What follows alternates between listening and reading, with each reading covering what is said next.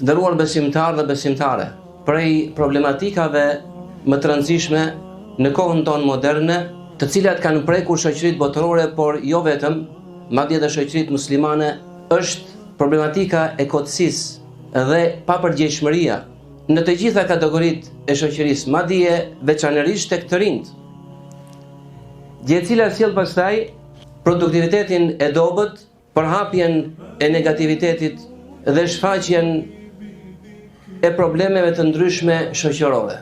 Në fakt feja islame është feja e punës, është feja e seriozitetit, është feja e përpjekjes, është feja e cila nxit përgjegjshmërinë, e cila nxit përpjekjen. Është një fe e cila nuk e njeh dembelizmin dhe paaftësinë. Ndaj dhe Allahu Xhalla wa Ala thot në librin e tij, në Kur'anin Kerim, ai pra Allahu Xhalla wa Ala është ai i cili e ka bërë tokën të shtruar për ju. Ndaj ecni në të gjitha anët e saj dhe kërkoni rizkun, kërkoni fitimin.